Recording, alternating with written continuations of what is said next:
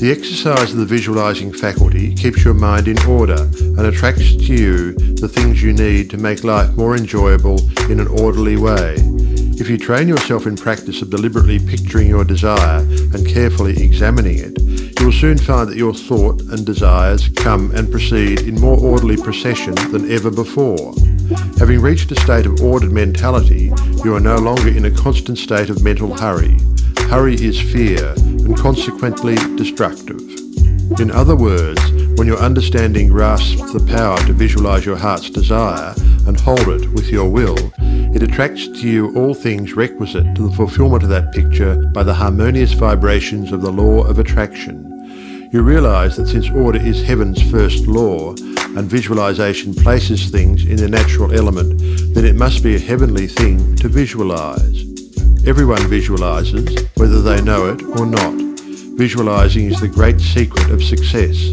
The conscious use of this great power attracts to you greatly multiplied resources, intensifies your wisdom, and enables you to make use of advantages which you formerly failed to recognize.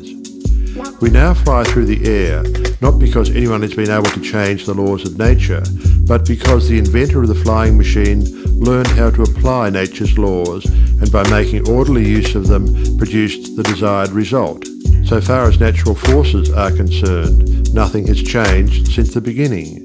There were no airplanes in the year 1, because those of that generation could not conceive the idea as a practical working possibility. It has not yet been done, was the argument, and it cannot be done. Yet the laws and materials for practical flying machines existed then as now. Troward tells us that the great lesson he learned from the airplane and wireless telegraphy is the triumph of principle over precedent, and the working of an idea to its logical conclusion in spite of accumulated testimony of all past experience. With such an example before you, can you not realize that still greater secrets may be disclosed? Also, that you hold the key within yourself with which to unlock the secret chamber that contains your heart's desire.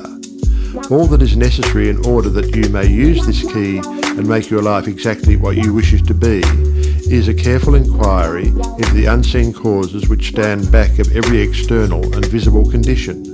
Then bring these unseen causes into harmony with your conception, and you will find that you can make practical working realities of possibilities which at present seem but fantastic dreams. We all know that the balloon was the forefather of the airplane. In 1766, Henry Cavendish, an English nobleman, proved that hydrogen gas was 7 times lighter than atmospheric air. From that discovery, the balloon came into existence, and from the ordinary balloon, the dirigible, a cigar-shaped airship, was evolved. Study of aeronautics and the laws of aerial locomotion of birds and projectiles led to the belief that mechanism could be evolved by which heavier-than-air machines could be made to travel from place to place and remain in the air by the maintenance of great speed which would overcome by propulsive force the ordinary law of gravitation. Professor Langley of Washington, who developed much of the theory which others afterwards improved, was subjected to much derision when he sent a model airplane up, only to have it bury its nose in the muddy waters of the Potomac.